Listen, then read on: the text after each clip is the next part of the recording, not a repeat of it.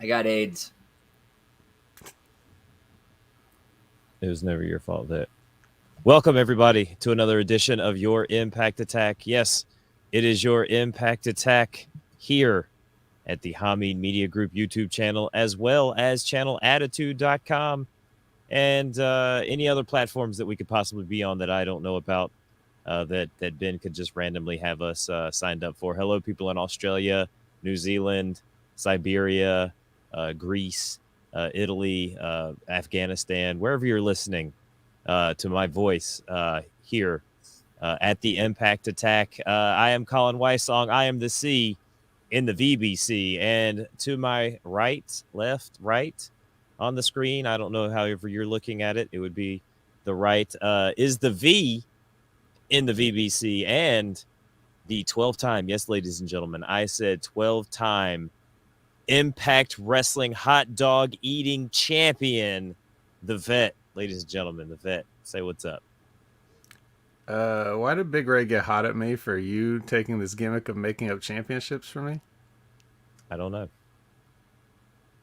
Did he get hot? He even implied that it was something that I did, like I put you up to this or something. Oh, I don't know. Did he really? Colin's gimmick infringement is his own, because he will listen to this show.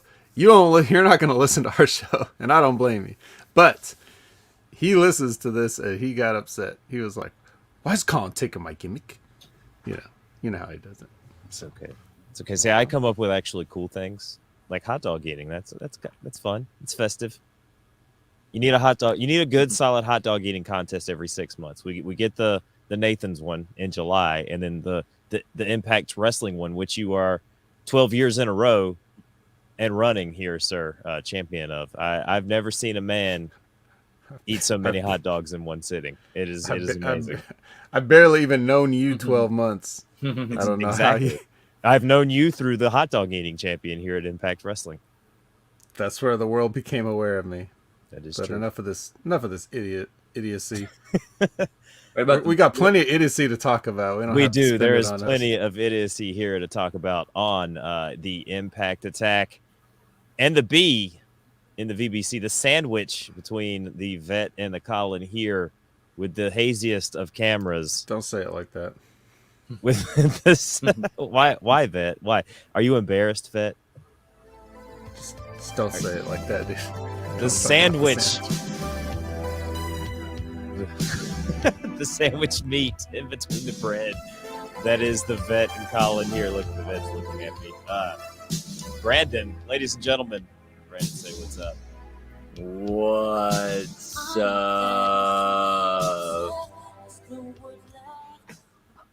At least he's got a shirt on.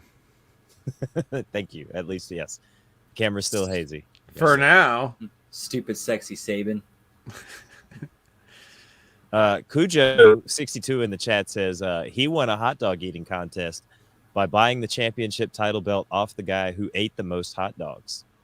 It's very smart. Very, very $1 million man like Cujo.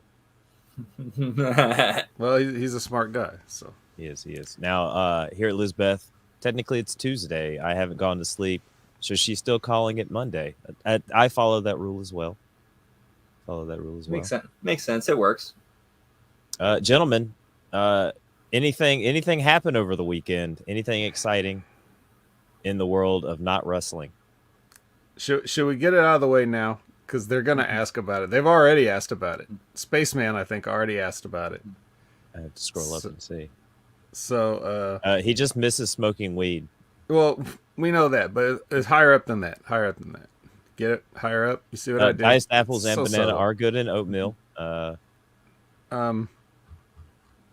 No, they want they're gonna want to know if we watch Throwback Throwdown 2, which normally we do things chronologically. So like we would do the Impact Attack, review for the show, and then we would do Throwback Throwdown 2 because that supposedly happened on Saturday. But I think it's best that we just kind of get this out of the way now because that's not what I thought they wanted. We want to. It doesn't. I'm pretty sure that's what they're gonna want it. They're gonna want it. I thought they wanted. I'm getting out ahead of Jake, it. Jake Paul and Tyron Woodley. We can talk about that after because we're gonna want to start here so that we have nowhere to go but up. Okay, okay. You see what I'm saying now? Yeah, no, I get it. We'll start the floor makes sense. below the. We'll start in the basement here, so we can work our way up to the. What's below the basement? The dungeon. What's below that? The Gimp room. And below that? Just Earth. Okay. Well, whatever's below that, that's where we're going to start. One of El Chapo's tunnels, once you get far enough down. Okay. Yeah. Apparently, so, you're a villain, Mr. Vet. This... I truly am a heel. Apparently, the bottom, is where the Browns fans lives, Vet. Okay. Fair enough. Well, we're not going to be talking about something as good as the Browns. And Buckshot Kid's here just in time to hear it too. So that's that's gonna resemble something, Brown. Yeah, it's definitely. Oh yeah. So so you hopefully what up, Buckshot? Hopefully, you guys that are watching and listening, maybe not right now, but in the future too, all you guys that have been listening to me for the past year, Ahami Media. I hope you feel like you can trust me, and that you can come to me for a level of quality that far exceeds that of the normal professional levels of podcasting and stuff. Like, when I'm talking about an event or something, that I watched it, that I'm giving my honest opinion. I have to interrupt you, Vet. Alert, the real RBV is in the chat. He lives with those Browns fans. Oh, nice. So RBV is down here with us while we're reviewing Throwback Throwdown, because that's where we're starting right there. Well, the Browns have an excuse. I mean, they had like half their roster was gone, and the coaches, and they got their game delayed and everything. So, under those circumstances, even the Raiders can beat them. So, they got an excuse. There's no excuse for Throwback Throwdown 2. There's no excuse for what we saw. When I tell you guys that I tried to watch this whole thing, first of all, I see it's 3 hours long, and I'm like, are you fucking kidding me? Then, I tried to watch. I really, really tried. And I'm just going to be honest with you and tell you that I did not finish this. I made it about an hour in before I said, you know what? Let me just skim through the rest of this and just see what's on it. But this is, I thought Wrestle House was the worst thing I'd ever seen in a long time. But how dare you? I have a new appreciation and respect for Wrestle House. Wrestle House is now not the worst thing that Impact has ever done. And so, Brandon, I know that you also gave this a chance. Sorry, I was thrown off by this. I was distracted. Yeah, so I know Brandon also gave this a chance, and I think you had somewhat similar results to me. Would I be correct in saying that? I mean, like, if I'm trying to watch it as a serious wrestling show, yeah, it was awful. But taking it as like just a inside rib to people who've kind of been following along and been wrestling fans for a long time, and just a joke and just to have fun. I mean, it got the job done, but beyond that, it wasn't really. Did it get the job done? Because I really tried. Jerome with an N, classic listener of the show, Hami Media Group loyalist, said, I said, how am I supposed to approach this? And he said, he told me, you be you, let it rip. And it's not a question of like, am I supposed to be nice to it? It's like, how am I supposed to review this? Am I supposed to take it seriously as a wrestling show? No, I'm not going to do that. I know what it is. I know it's like a parody thing where they're trying to put on this, just do something different. Like, I get that. Believe me when I tell you I get that. And believe me when I tell you this is god awful. Like, it is not funny. It is not creative. It is bad. It took place in the Davis Arena, which I know very well. I can't hear what you're saying. Maybe you shouldn't talk when I'm in the middle of a sentence. So as what it is, yes, it's a joke like WWE Southpaw Wrestling, and it's not funny. But Southpaw Wrestling is like, I don't know, pick your favorite comedy, and the Southpaw Wrestling is that compared to this. This is just the worst thing. The Canadian inside jokes and stuff. Sorry, that's not enough. No.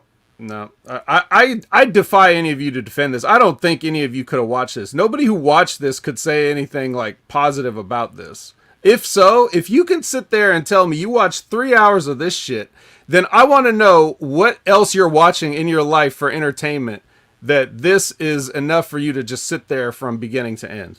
Because this is truly an abomination. I cannot stress enough how unfunny and bad this was. And be nice. And I those same people could be watching us right now, okay? I hope they're watching it. Al Snow was on this, so now for all you people who've been enjoying his stint on Lions, Tigers, Bears, and Head, you're gonna have to now question everything that comes out of his mouth just for being attached to this in any way, shape, or form, for giving up the Davis Arena as a grounds for this travesty. I don't know, but so I'll talk about what I did see. All right. And to give you an idea of how bad it is, before the show even starts, like during the, like that screen where it says the FBI's going to come and get you if you're stealing this show, you can hear Matthews and Stryker doing sound checks, but that's not part of the joke. There's nothing funny about it. They're really doing the sound checks, and they picked it up and they recorded it. Did you hear that? I did. I thought it was part of the. I thought it was like a part of the joke. Like it's supposed to be like a shitty territory. I thought that was part of the gig. Think so? You think they're that smart? I would have thought that, except I saw the rest of this, so I'm not giving them that credit. But even if they did, that's not funny. It's really not funny, and they don't say anything funny either. Most of the jokes that they try to do are like somebody getting hit over the head with a hammer. Like there's not a lot of subtlety here. Even though Stryker tries with his, Canadian accent that goes in and out of Canadian and to Scottish and whatever. I thought he was legit wasted through this whole thing. He might have been, because there was Pabst Blue Ribbon everywhere. Like in every single shot, there was piles of cans and boxes and cases of Pabst Blue Ribbon, which is, that's funny in and of itself.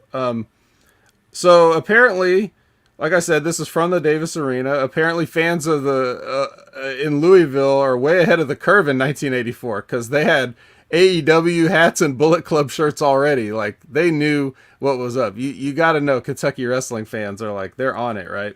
Yeah, there's a pandemic in '84 too. All those masks. Oh yeah, man, I'm telling you. So you don't remember the great pandemic of '84? Come on, guys. Yeah, guys, come on. We open with this is like the one joke that Luke Gallows has never let die, is just naming himself Sex Ferguson as a gimmick character. If that's funny to you, then I don't know. It might have been funny the first time you heard it, but he just keeps beating it into the ground, and he's all over this show. He pulls up at the beginning of the show, and they try to make you laugh by saying some made up championship like Big Ray would make up or something is the champion that he is. And then they get in there and he gets an in-ring promo with Scott D'Amore playing Giuseppe Scavelli Sr. And while they were doing this promo, they actually got lost in it. Did you notice that, Brandon? Like Scott D'Amore lost his place and had to fumble his way back around to it. Like the whole Michael Scott. Like sometimes I start a sentence, don't know where it goes, if I pick it up along the way. Yeah, I guess he picked it up, and he was doing like what he thinks is an Italian accent. Okay, and that was pretty bad too. And then he makes a match with Santa Claus for Sex Ferguson for the main event tonight. So now we've already established our main event is going to be Santa Claus versus Sex Ferguson. Okay. What did you think of this opening promo, Brandon? Did this grab you? Did this hook you for the? I mean, obviously not. Spoiler alert: you didn't make it through the 3 hours either. But I mean, were you thinking about staying for the whole 3 hours once you found out it was going to be Santa and sex? I mean, not really. I had on in the background. I was kind of just, watching just to have something to talk about with, so I could say I at least watched it. Right. That's the level of effort that we're kind of doing here. And then we get our first match, which is Chad Too Bad. Obviously, that's the other gimmick that they won't let go, which is what's his name? The other bald guy with the hot Asian wife, Carl Anderson.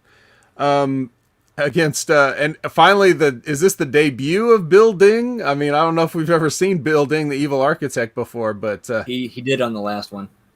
Was he? Was it Trey Miguel on the last one too? Mm-hmm. Doing a sexy construction worker gimmick? Okay. Yeah. So here's the thing. Like, Matt Striker's got this Canadian hockey gimmick, Gord something. I forget. And he's doing the accent. And he's got like the hockey mask and everything, or not hockey mask, hockey helmet, and his little. Did he have like a prosthetic or some kind, like a fake nose or something, or was it that's just his regular nose? Did he have something else, like teeth, like messed up teeth or something? I want to say he had an eye patch, which I thought was kind of a tribute to Carl Ouellet. Okay, I didn't even remember the eye patch. So he's doing this thing in gimmick, right? Okay, he's got a whole character that he's doing this, not Matt Striker, which is in the spirit and the theme of the show.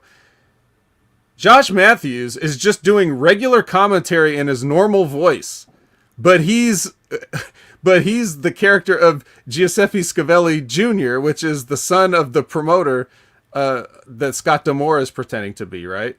So he's got a complete character, but he does not do a character. He just is boring Josh Matthews, shitty commentary Josh Matthews, like not having any of this.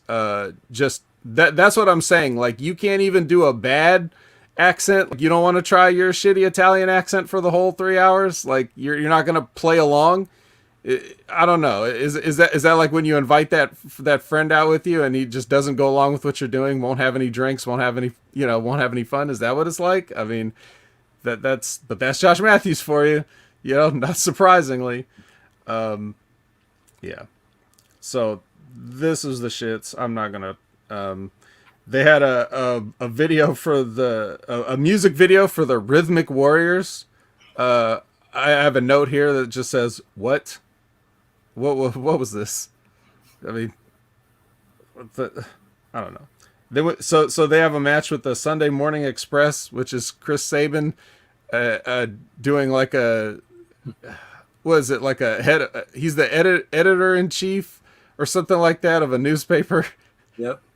And who's this other guy that's like the ace reporter? ACH. I think that's what the results said, was ACH. That I don't think that was him. Or Wikipedia. That's what the Wikipedia results said. That did not look like ACH to me. That's what I thought too. It's like, no, that can't be him. That is the most racist thing I've ever seen. You can't tell two black people apart. That is not ACH. I think ACH quit wrestling, and thank God he did. If this is where he was going to go, maybe he played the character last time. I don't know. No, ACH is wrestling again. He is, yeah. Well, he did quit for a minute. Yeah, and if he watches this, if he ever watches this, he'll quit again. I assumed it was somebody that probably is an OVW wrestler now, because they didn't, the entire show wasn't necessarily Impact wrestlers, so I thought maybe Al would have let some of the people that are there be on the show too. So I just assumed it was somebody I didn't know. It doesn't matter though. This is just, I mean, what are we supposed to say about this match? What's that guy that's like 100 years old that still wrestles? That was on the Rhythmic Warriors team. Singer something? Mike Singer? Yeah, Mikey Singer. Yeah. Hey, good for him, man. He's still out there doing it. Do you have any thoughts on this, or should we just? I just wrote ugh. I'm looking That up was my note. I'm looking up the results for it right now. Yeah, it even says on Wrestling Inc. Sunday Morning Express, ACH and Chris Sabin. Wow, they didn't watch it. They didn't fucking watch it either. See, that's what I'm saying. Like when I go above and beyond for you guys, just to even talk about this much of it, which it's only going to be an hour's worth that we talk about here. And these fucking guys posted like full results of some shit they didn't even watch. This is not ACH. So, anyways, isn't that crazy though? Like, I'm glad we did this for that at least, that we can expose how fraudulent these other supposedly, the people that write these recaps. I mean, Colin, you and I have already exposed them as frauds like many times in the past for not watching the shows and writing recaps of it. But I just find that it could be as bad as Sean Ross Sapp, who has the commentator on the show, and then they're still copy and pasting notes from other websites onto their website. Yeah, if you don't care, like, do your readers care? Like, are they gonna be mad that you didn't watch an episode of Impact or something? Just admit you didn't watch it and you don't care. That's much more. That builds much more equity with your fan base, I think. I hope I'm doing here by tearing this down. Yeah, honesty builds trust. Yeah, man. So you can trust me when I say this match sucked, and we're gonna move on. They interviewed Santa, which is obviously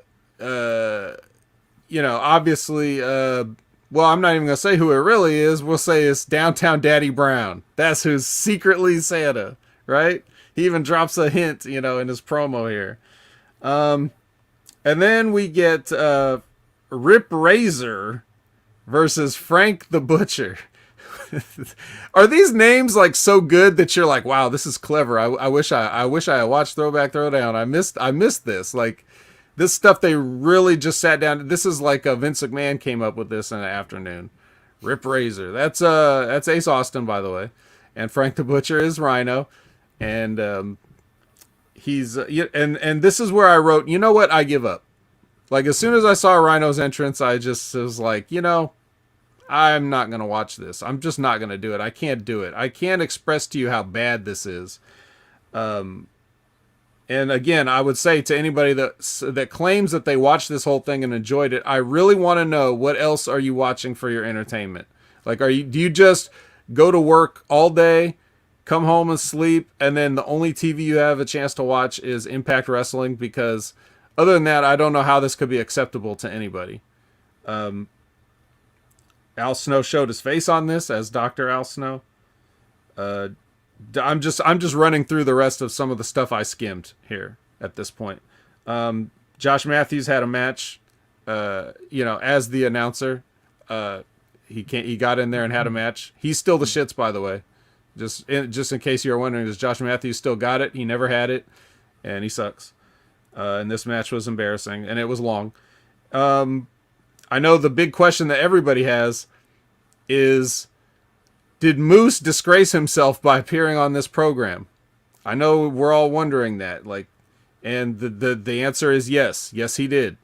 The stock has dropped a little bit for our wrestling god, I think. He shows up as DJ Too Large, and he's doing like a Run DMC sort of 80s style rap gimmick where he tries to get the people to say, go DJ, go DJ, go. And he's interrupted by, who is he interrupted by? What do the results say, Brandon? Who interrupts him? Let me pull it back. Let's see. Because he, it was, what, it was Pelvis Wesley, played by Heath Slater. Just Heath. Sorry, just Heath. Just Heath, yeah. Yeah, and then, right. Don't get us sued. He challenged him to a freestyle battle. DJ Too Large challenged him to a freestyle battle, of course.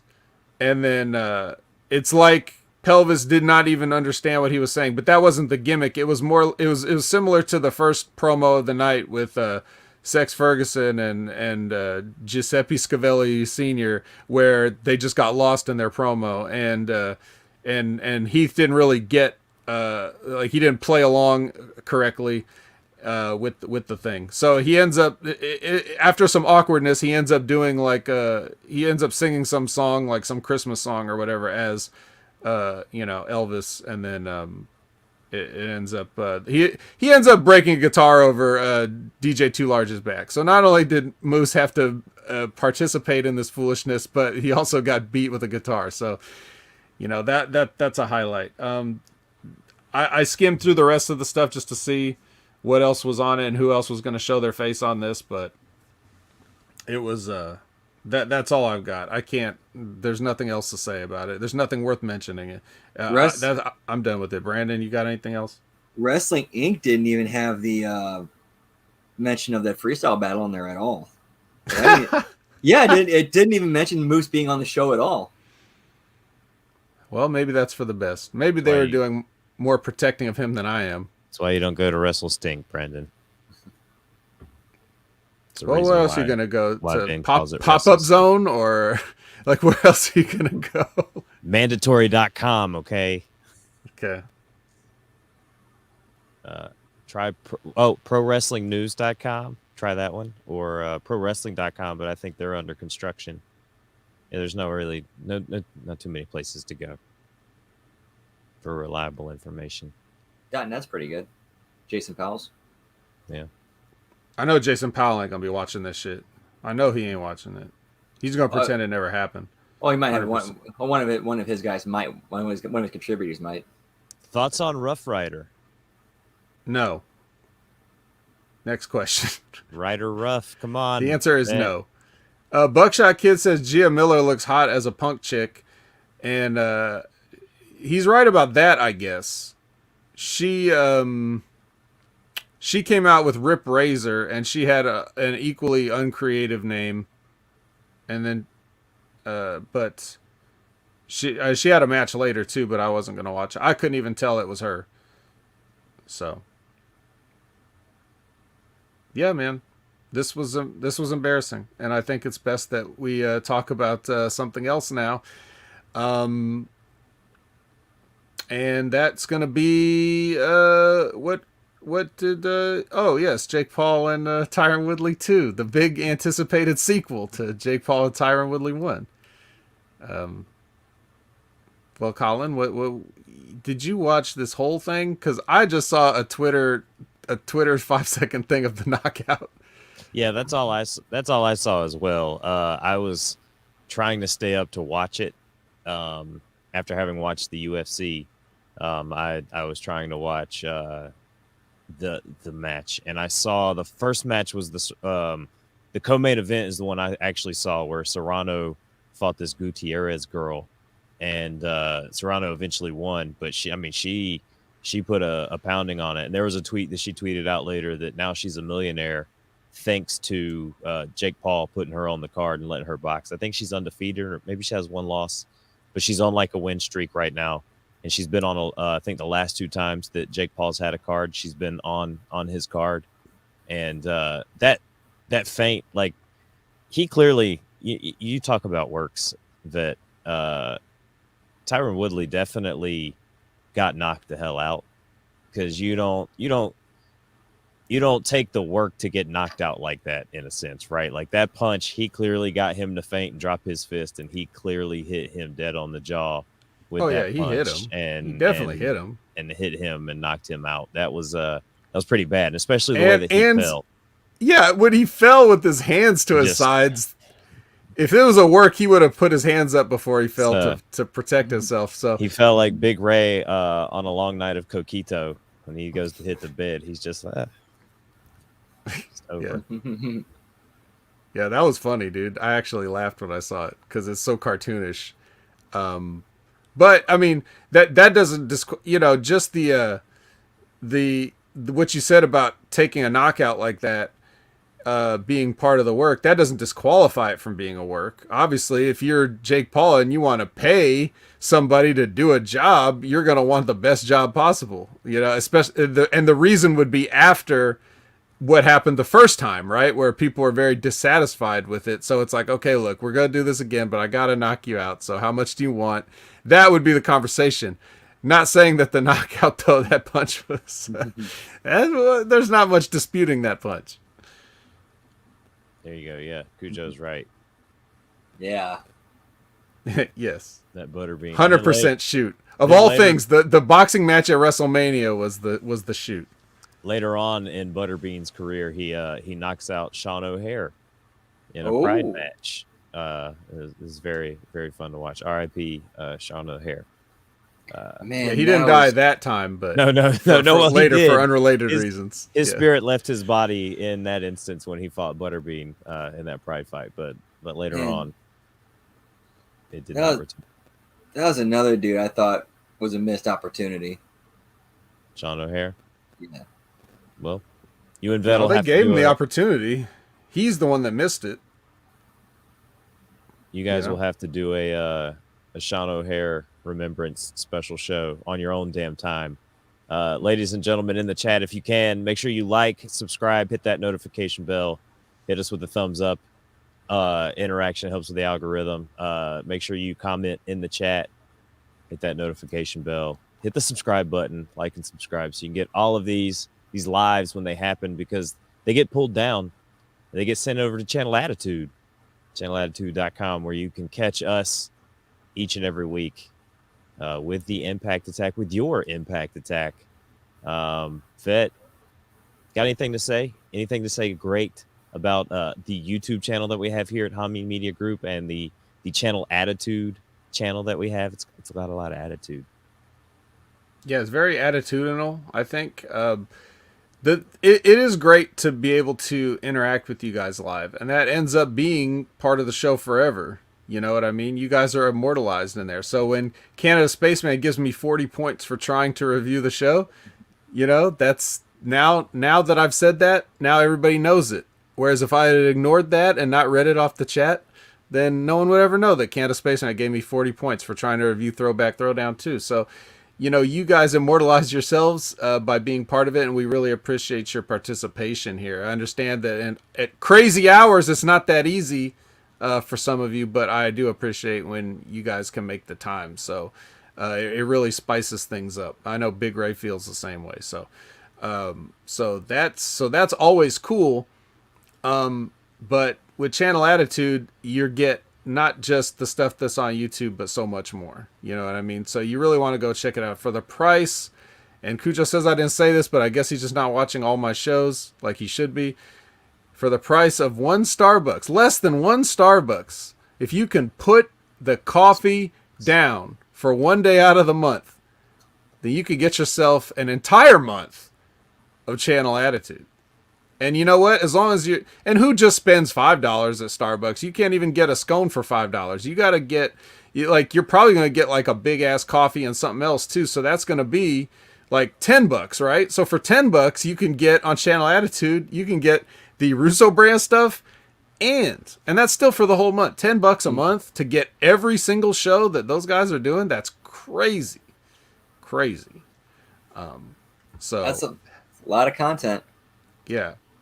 I mean, it's just like a buffet. Like when you go to the buffet and the buffet costs $10, and you only eat like one plate, that's on you. You could have had so many more plates. So if you think $10 is a lot, then go listen to all these damn shows and get your money's worth. Make it cheap. But it's cheap as it is already. It's such a great value.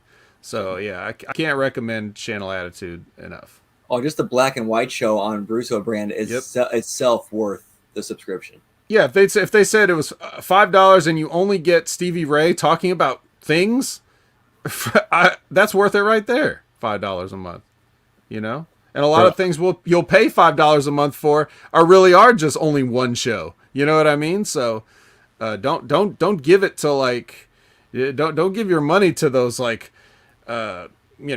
Wrestling Observers and Figure 4 Wrestling's Online. Nothing against those guys, but come here first, and then if you got stuff left over, then you can go check those guys out.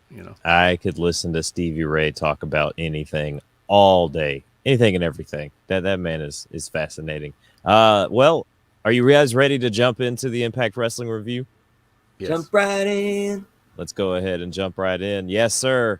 Now, we opened the show with a little bit of recap from the Havoc from last week. I do want to say they did put a nice little they did put a Jimmy Rave tribute graphic up at the start of the show. So very cool. Yeah. So sorry to hear about Jimmy Rave. Obviously, very unfortunate situation that he was already in. I don't know. Maybe this is a more fortunate situation. I could not imagine having to try to go through life, like that. So I hope that I'm just glad. I'm glad the pain is over. Is the positive spin I want to put on it. That is true. That is true. We got D'Lo Brown and the Vet's favorite Matt Stryker on commentary. You know how this goes. Let's see. We opened the match. How did we open, Vet? Well, we had Rohit Raju getting served up to Josh Alexander here. That's right. That's right. Josh Alexander versus Rohit Raju here. This was a fun little match.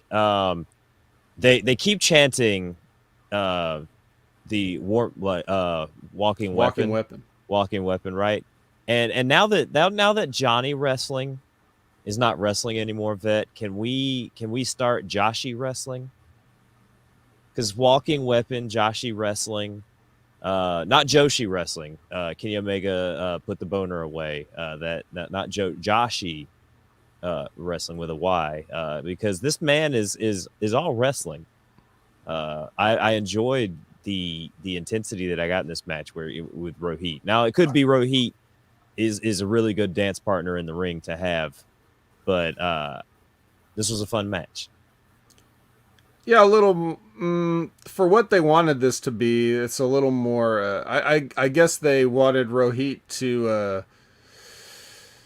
kind of get over the injury to the ribs there, and that's what made this go on longer than normal, because I feel like Josh Alexander was just supposed to come out and kill somebody, but I think they wanted to show his vulnerability here, so that's why it ended up lasting as long as it did. So they're trying to tell a story, and if they want to tell the story, they're going to trust Rohit to tell the stories in the ring, right?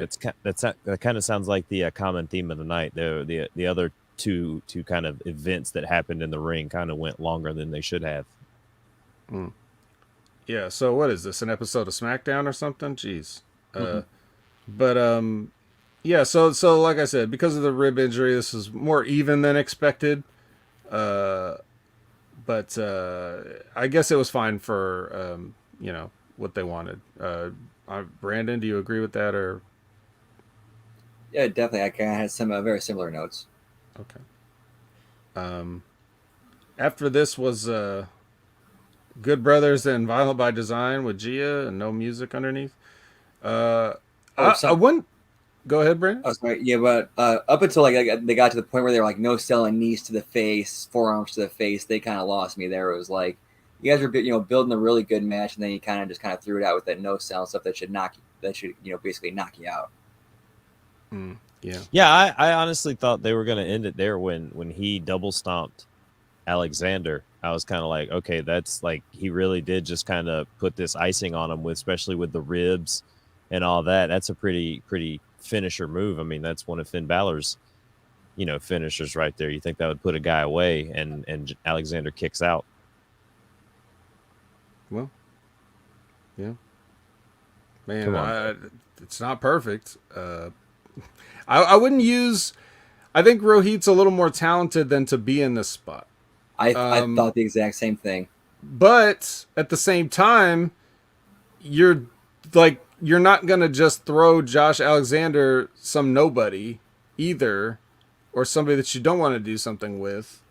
It's a tricky spot. The thing when you're good, when you're like a Swiss Army knife like Rohit, where you can get over the wrestling, you can get over the character, you can get over the whatever you want the entertainment aspect to be of the show. When you got a Swiss Army knife like Rohit, the Swiss Army knife is not necessarily a sexy tool. Like, everybody likes it and it's useful, but it's not like on display anywhere. It's not like a centerpiece in your house. You don't put it over the mantle like you would something cool like a katana or whatever. It's just a Swiss Army knife, and you just leave it in your pocket and forget about it till you need it. And that's kind of what happens to guys that are really good and can do anything sometimes. They get pushed aside in favor of the guys that they think will make money. You know, and that's not a disrespect to guys like Josh Alexander or a guy like Moose or, you know, or Matt Cardona or any of those guys that they want to position at the top of their company. But it's like when you've got guys like that, you got Rohit too, and he's just like, they look at him as more useful to help get people over than to get over. It's a curse in wrestling, but it happens to talented guys sometimes. Basically, young utility player. Yep. So Does now Big Ray in the chat says that I've been bent over a ton of mantles. Now, I don't know if they have these types of things in New York. Do they have fireplaces and mantles? Does Big Ray know how a mantle works? It's kind of high up. It's kind of high up in the air for someone to bend someone over a mantle. Good try, Ray. Yeah. Now, Colin, if you're like 11 feet tall, then that would make sense. Yeah, if I was like Sean Bradley or something like that. Yeah, and then you cut a hole in the wall to make room for your torso to go through. Yeah. All right, so back to the promo with Gia, who's looking hotter by the week according to Spaceman, which says that every week. So I guess by now she's a blazing inferno. She is. What? More than a smoke show? It's an inferno show or something like that now. What would be the next level after a smoke show? It's too much. There's barely time for any smoke. There's too many flames. So one thing I noticed about this promo is just whatever. It's generic. But what I got from it is, man, wrestlers really do love to say that they're going to show you what things are all about, don't they? Like, how many times do you hear that phrase in wrestling promos? I mean, you hear it in other places too, but it's just like, that is the I am going to close this promo with a cliche because I don't have any other way to end it. I'm going to show you what closing this promo with a cliche is all about. That's every promo ever. You see, the fact of the matter is, mm-hmm. Yep. Yeah, it's just time filler, which is good. It's better than stuttering, but you know. So next is Chelsea is with Gia and no music underneath. Now this has got to be the highlight of the show for a guy like Brandon, because not only does he have Chelsea here, but who walks in and has a thing or two to tell Chelsea? Moose. That's right. Yeah, so I'll let you take over with anything that you want to say about this, because this is all you, buddy. I'm liking how it's looking like Moose is, continuing the cerebral stuff. Like, he's dangerous killer, but he's also dangerous, and then he also play the mind games and be manipulative. And it looks like he's trying to do drive the wedge between her and Matt. And she just looks so amazing in that dress tonight, or that out, whatever. Yeah, I was gonna say dress. She looks like she's committing some kind of a sexy burglary. Very, very black and very skin tight, attached to Chelsea Green there. Yeah, this is an Ariana Grande concert outfit or something, right? So this is cool. We got two of Brandon's favorites facing off finally. You know, after that, I think three of Brandon's favorites. It's a tag team. It's Chelsea Green in her dress or her outfit versus Moose. It's a tag match here for Brandon's attention. Well, here we kind of see from like the waist up more so than what we see later, you know. But later on is when it really stuck out during the contract signing. No pun intended. Well, maybe a little pun intended. In more ways than one.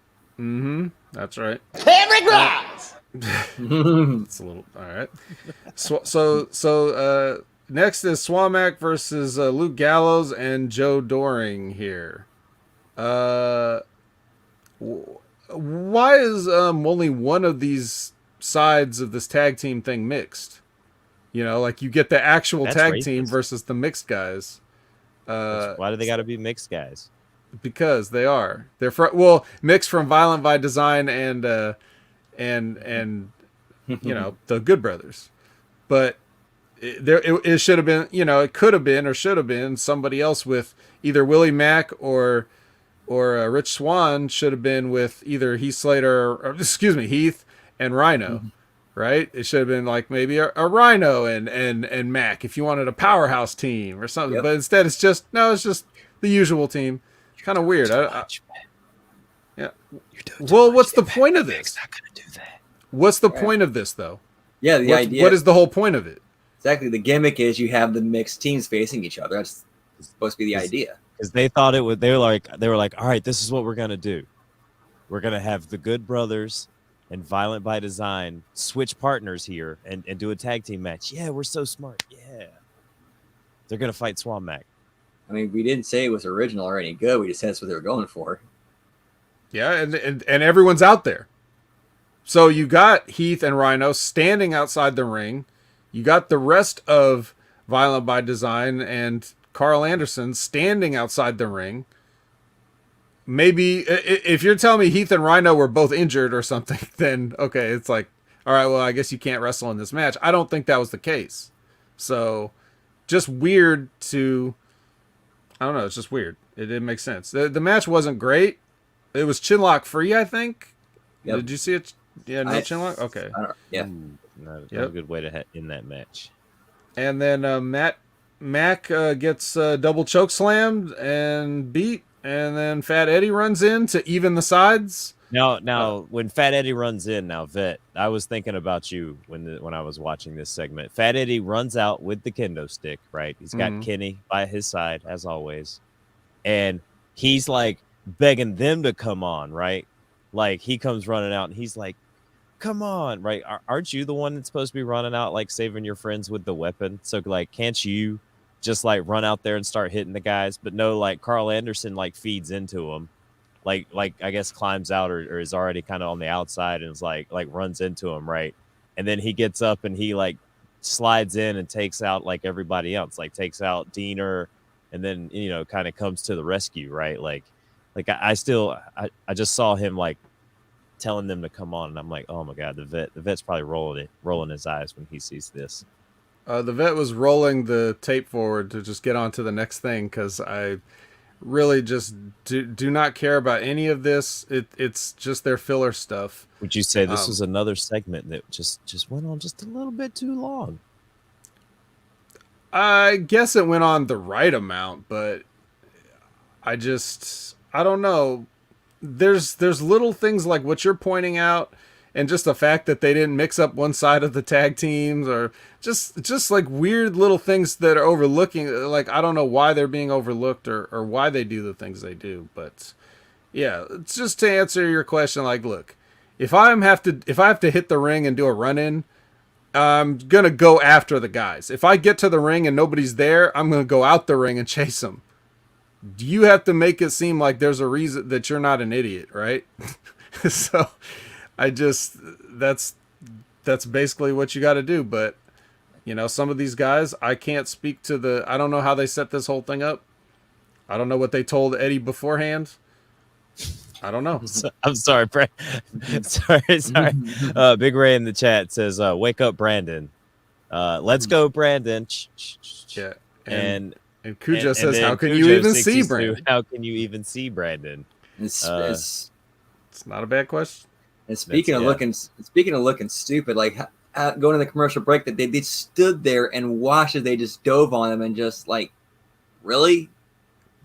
Well, that's going to happen. Do we even have to comment on that kind of stuff anymore? I guess we should, but there's another dive later on that I'm going to comment on. Yeah, but that one was even like more blatantly obvious. It's just like, oh, they're getting up. Oh, they're jumping on us. Okay. Hold me. Yeah. Catch me, please. Yeah. Well, anyway, that was that. And then you get Visky and Zisky here backstage. This was a fun little segment. They didn't want to upset Brian, and then he at the end he tells them not to drink more, and he's just like, I won't drink any less. Zicky Dice, comedy gold here. I'm enjoying some Zicky Dice. Well, we'll give him a comedy bronze. Not ready for the gold just yet. But compared to, I guess VSK. It's a platinum compared to Throwback Throwdown 2. So that's true. But VSK, a little bit of talking here. Yeah, they've been doing that, I guess. Trying to get him out. Yeah. Of all the things that he does, this is somehow him talking is the least boring. But that's because we've hyped it up how they don't ever let him talk, maybe. So maybe our lowered expectations. What do you think, Brandon? Is that who we never let talk here either? Yeah. Brandon. We know you got notes on this segment. This is a fun little segment here. This was a Brandon segment.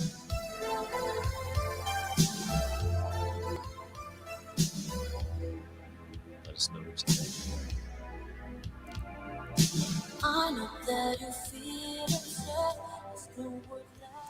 And now, if you're not on Channel Attitude, you're not even seeing what's going on here. So, you don't want to see what's definitely going on consider, signing up because this is must see. Yeah, I don't think there's anything much else to say about that, right? It was like 30 seconds, and then no. Then Jonah comes on and tells a story that never happened. You want to talk about generic wrestling promos? This guy. Don't really care. Still don't care. Does anybody else feel any different? I mean, Toho. at least it was something. But like, it's still a I'd rather have nothing. Still a stupid premise though of like, oh, you didn't stay down and really? Yes, really. But don't worry, dude. The handcuffs are off. The shackles are off. We're finally getting Jonah the way we were. All the times that they held him back from saying all this riveting stuff that he's been saying. Yep, and doing that. Even though they did let him do that. They did let him hold his hand out toward the camera.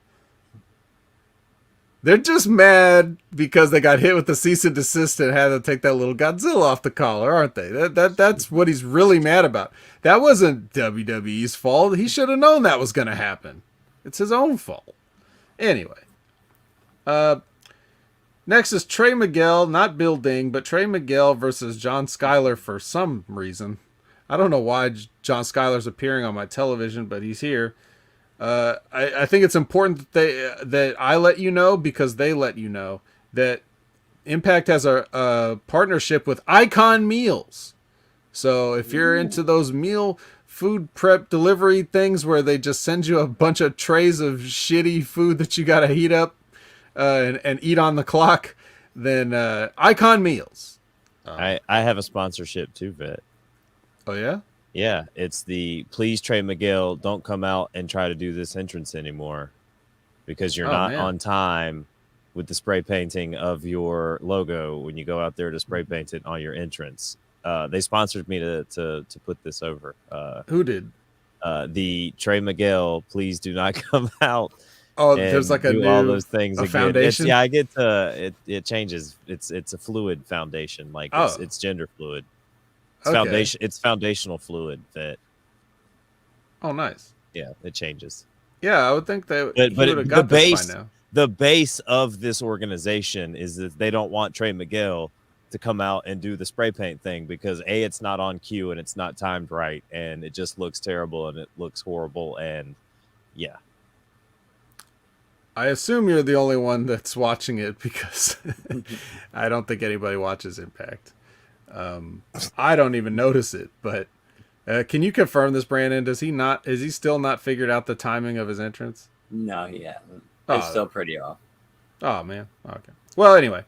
Like he's crossing the T and they're already doing the M. And then he's finishing the M when they're already like doing the circle around the thing. It's bad. Okay. Well, I don't really think there's much to say about this match itself. The story is more so after the match, where Burt Macklin jumps. Yes. He jumps Trey, and who?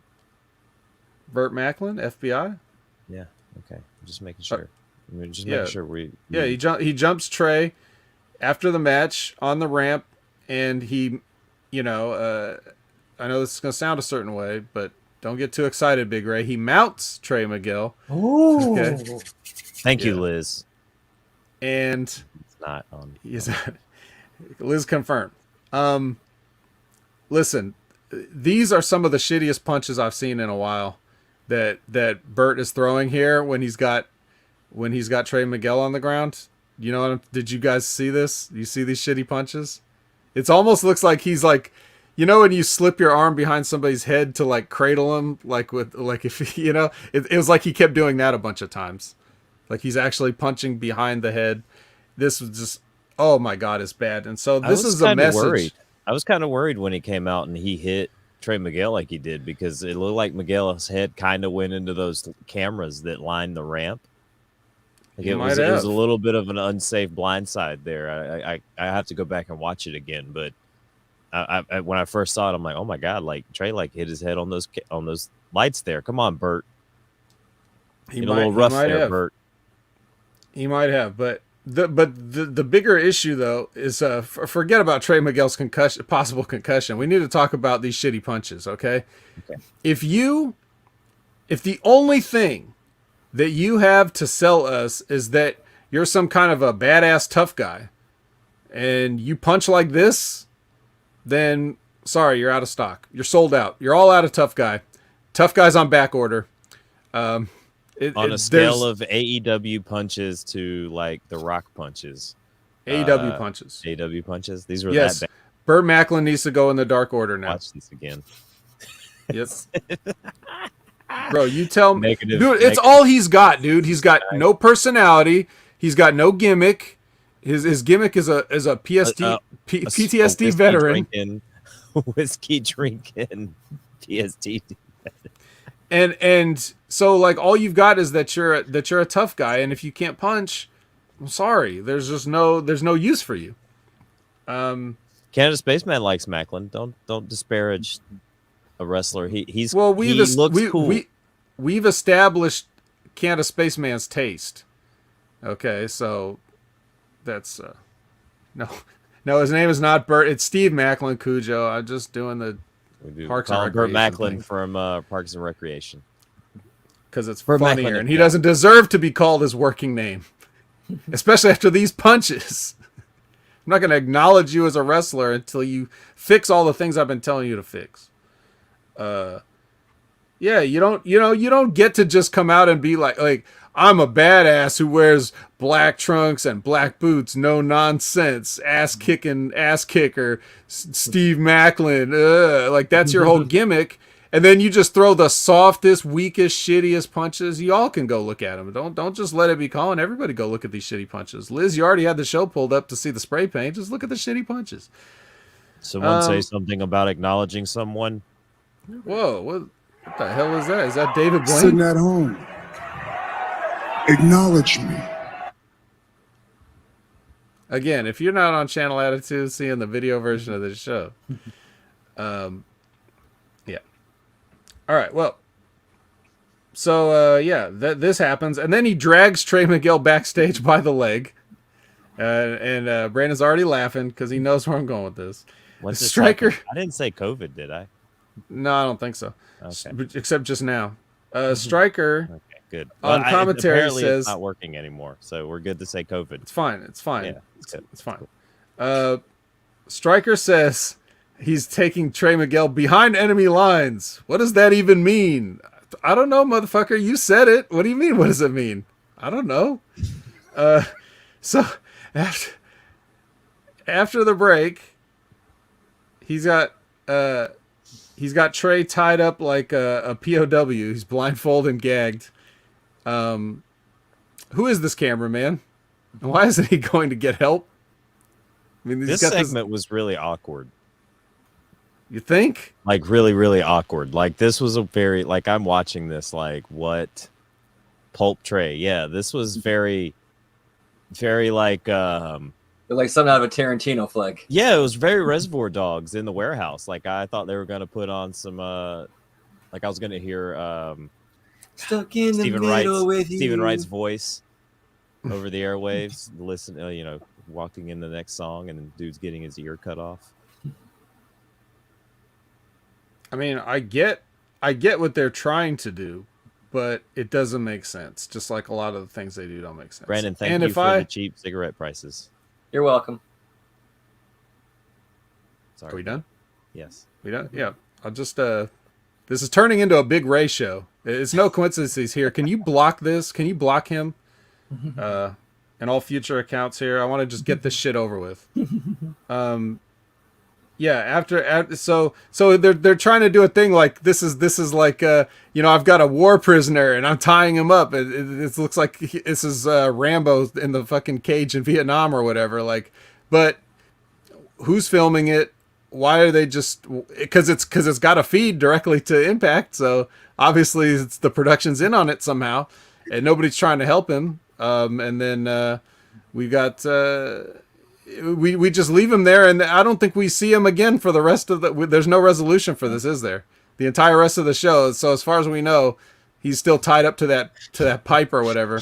What if we get the Christmas special of Wrestle House and like they go in one of the random rooms and just Trey Miguel's just tied up in there? They're like, oh, okay, and they just turn around, close the door. Yeah. Bonus points to the Gimps next to him. Yeah, pretty much. I mean, this is bad. I mean, what else you guys got to say about it? Yes, Big Ray, get on all of your accounts and hit the like button, subscribe, and hit that notification bell, and make sure you comment with each of your alt accounts to help with the algorithm here for the Hameen Media Group YouTube channel. Continue, Vic. There's nothing to continue. I pitched it back to you guys. That's how much attention you're paying. You see what happens when Big Ray gets on here? The next time I get interrupted for some bullshit, I'm off the show.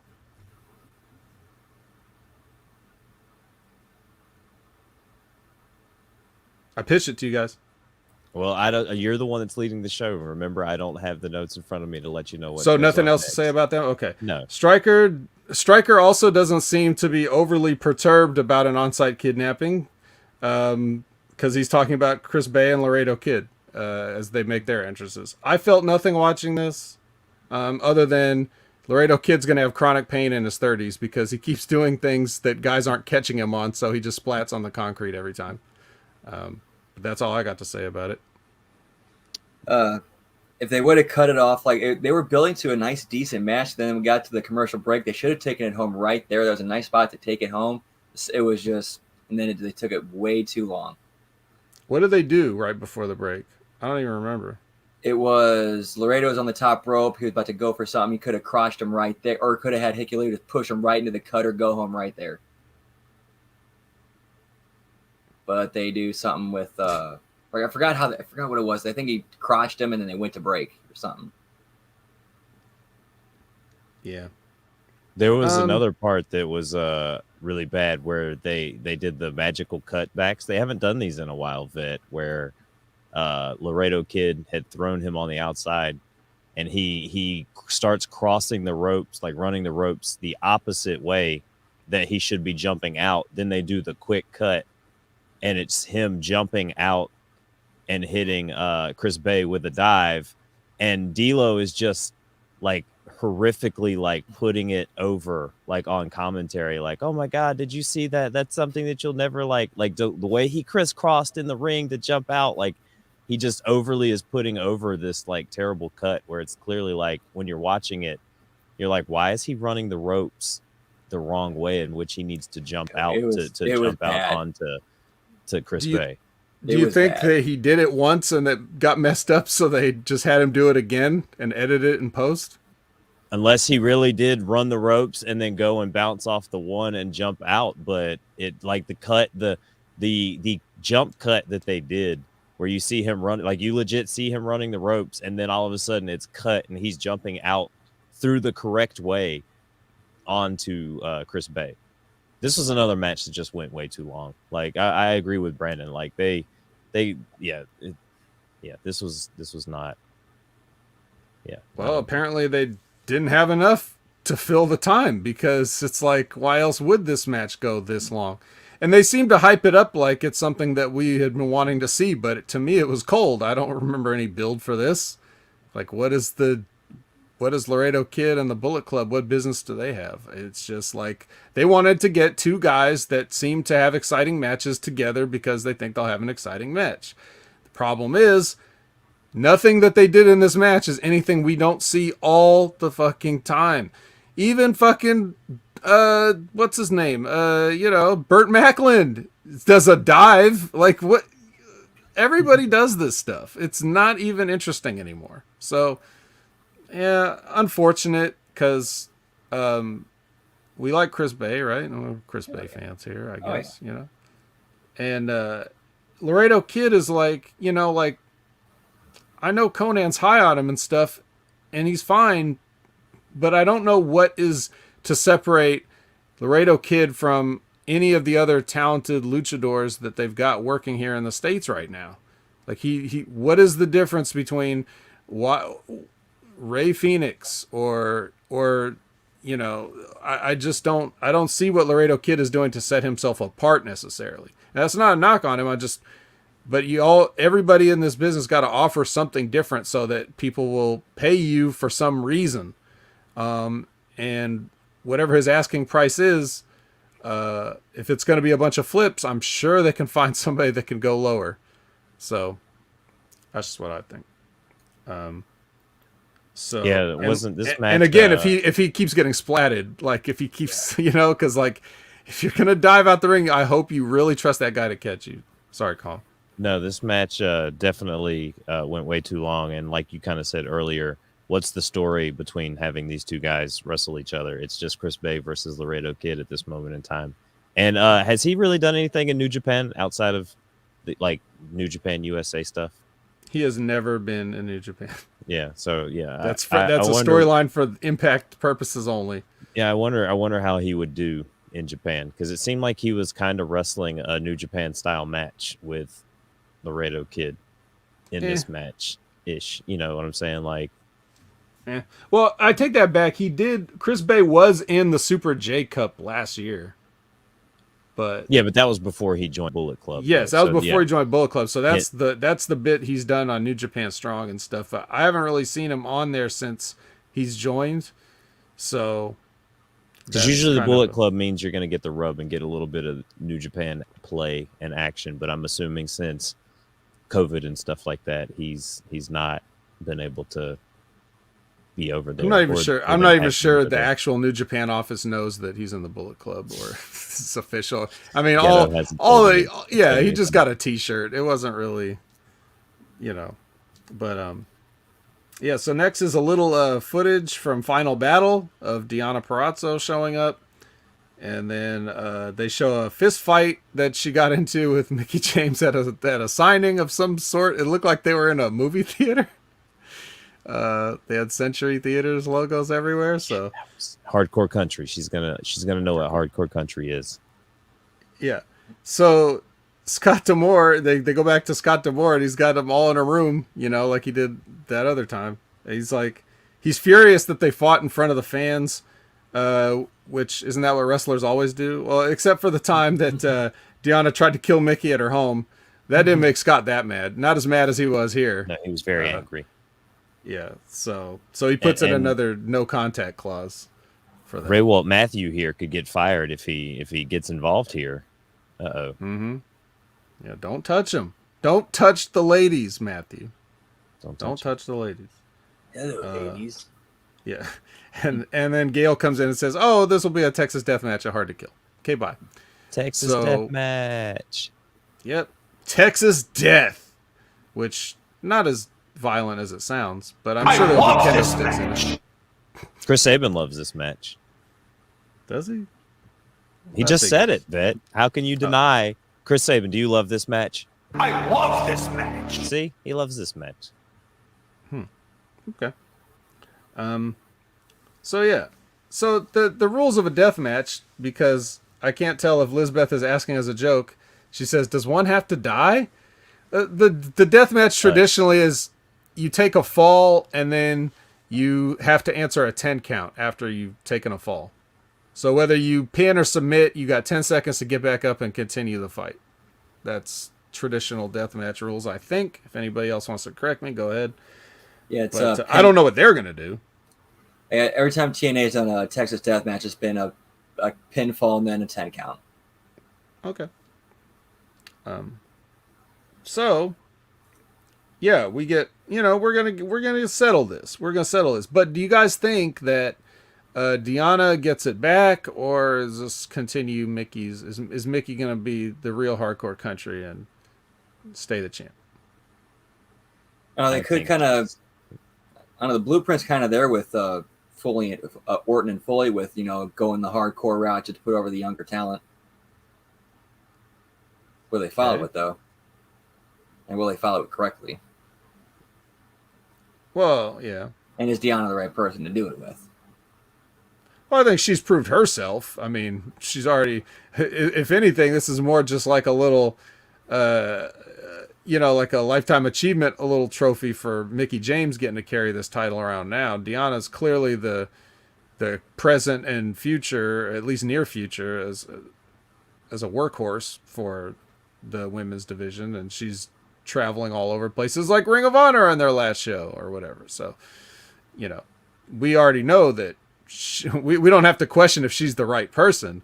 We just have to question is this the right time? And if it's her again and Mickie James goes, her separate ways, then who else is Deonna going to work with? Because now they're like having to bring people out of the woodwork to face her. She's already cleaned out the division multiple times.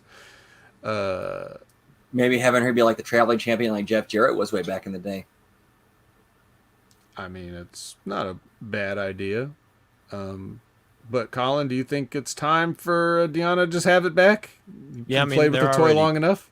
They're already teasing her versus Roxy, so you might as well just put it back on Deonna. This is the perfect way to do it, especially after everything she's been through. She's not gonna have Matthew, and it's time for Mickie was a nice little placeholder, for this round of tapings and everything. So I think Deonna gets it back here. Makes sense. All right.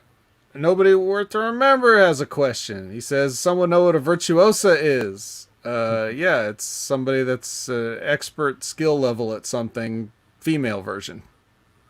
Virtuoso would be the male version. So she's a wrestling virtuosa. Any other questions? Okay. Can I have Tree Fitty?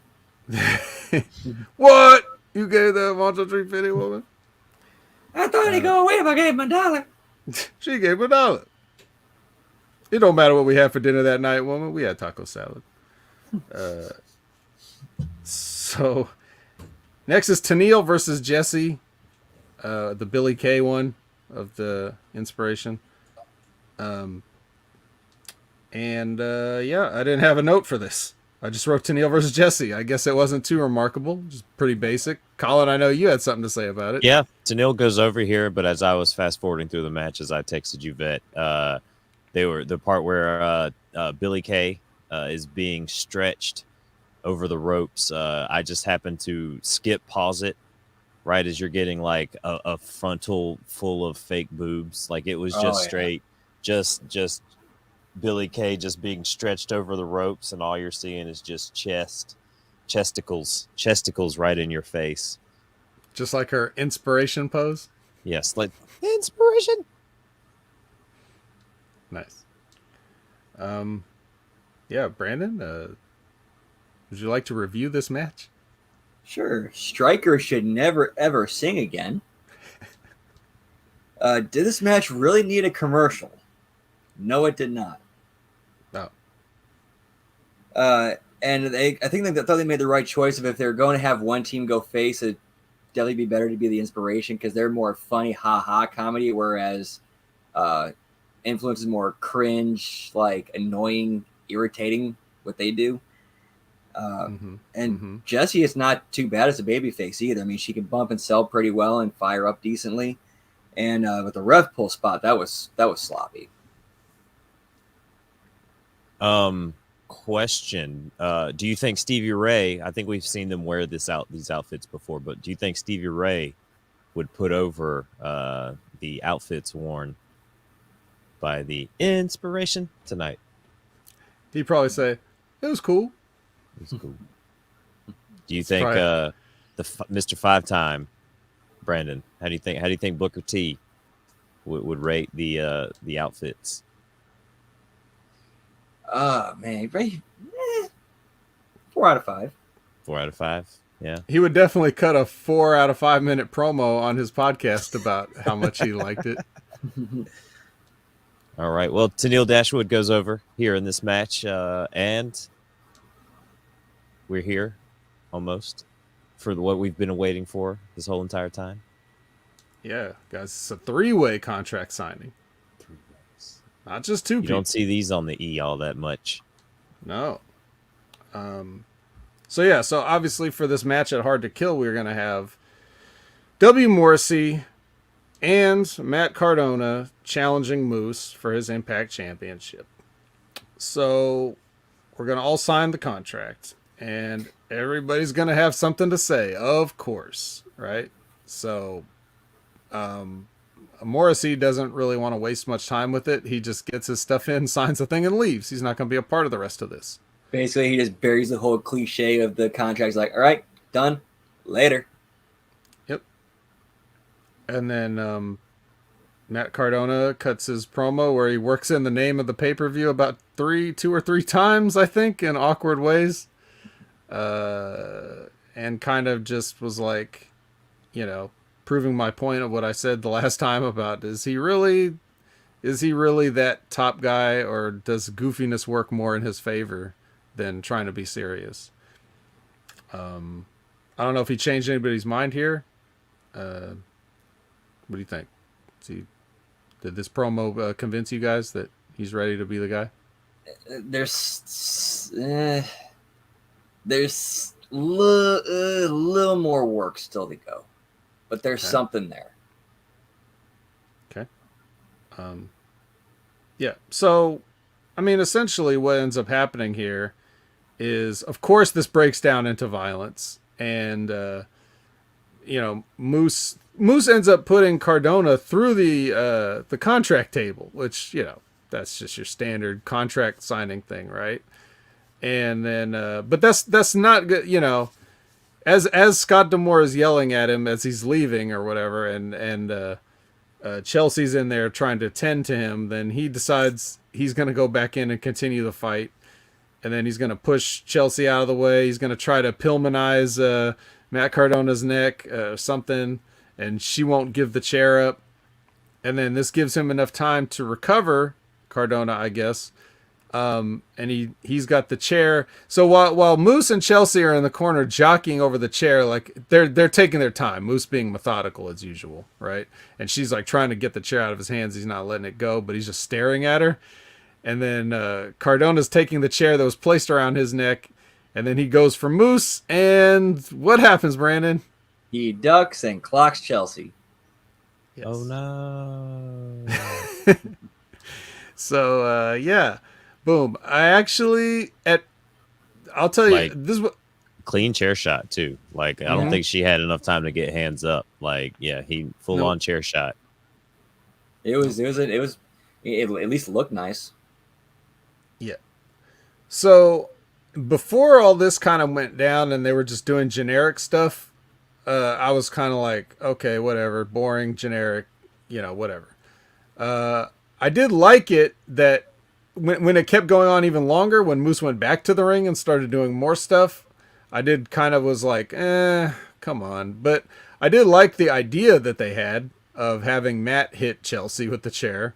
That's good, because they still got a couple more weeks to go before this show. Like, this is the kind of thing you would normally put on, like, the weekend before, or the show, the go-home show, right? And instead, we've got, like, 2 more shows to do with this. So, on the one hand, it's, like, somewhat unexpected that you don't just go right into the match from this and get all the heat from it. Because, obviously, if there's any heat, it would be, like, you want to see Matt tear Moose apart for him making him hit his girlfriend with a chair, right? Like, that's the idea of old school wrestling philosophy. But now it's got 2 weeks to cool off. So can they keep it hot for 2 weeks? And how will they? If they're smart, the way they can do it is the way they playing Moose is have him keep twisting the knife between the 2 of them. Right. That's or they've been kind of running this angle a lot lately, because I think this is the second time she's been hit with the chair in Impact, and I think they did it at some indie show somewhere where she got hit in the head, right? So what if one of her better known characters on Impact was the Laurel Van Ness character? What here if let's say she's getting hit in the head too many times? She is wearing the black outfit. Moose is in the black, and they're kind of like somebody said about who was it? I think Moose had a point, and Chelsea would be with him, right? So here with nobody worth to remember, I can see that where maybe she ends up getting hit in the head enough where now Matt is chasing Moose for his wife and the title because she's been knocked so silly from all these chair shots that she is now with Moose. Too far-fetched, vet. Too good. It's not too far-fetched for them to do. No, I just think it won't be that good. And I don't think they'll be able to pull it off in a convincing way that doesn't seem like, this is just that Impact soap opera crap. So I really don't want to see that, but I would like to just see other more subtle sort of hints at that. Just questions that have. And if everything works out fine in the end, then that's fine. But I don't think Moose needs a person, so I don't really want to see Chelsea end up with him. I mean, especially if they're just going to keep posting. If Matt and Chelsea are just going to keep posting their own personal stuff on social media, and Moose is going to keep posting the stuff with his woman on social media, and they're just going to bury the angle, then there's no point in doing it at all. And the character of Moose that I think they're presenting would not care to have Chelsea with him. Just that he ruins Matt Cardona's life and splits them up. That's more what he cares about than taking something from somebody. And he had some good lines about, like, you know, you must be really dedicated and loyal to choose mediocrity every day, you know, that kind of stuff. So I definitely see how they could go that direction. I don't want them to go that direction. We'll see what they end up doing, but yeah, I think also, just, we got to note this, right? Or we wouldn't be the Impact Attack. But at the end, after Chelsea gets hit and everybody goes to check on her, then what happens? Who comes out? Security. Colin, the button. Oh, yes. Yeah. Sorry. I apologize here. Guards! More guards! Right.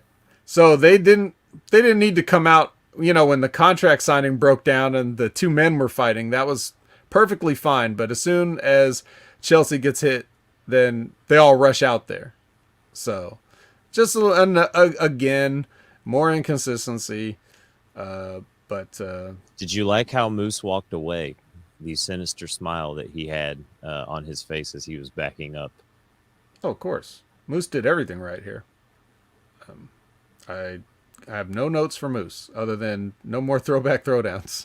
It's the only note I have for Moose, but yeah, he played everything as perfect. If you notice, like, Moose is very confident and calm in everything that he does, which is not that easy. Like, he doesn't trip over his words or stumble very much. Maybe like once in a great while he might what's the word? I forget. But yeah, he might stumble over a word or two, but most of the time he's very methodical in his promo, and it makes you want to listen. Like, you're kind of like, he's not raising his voice.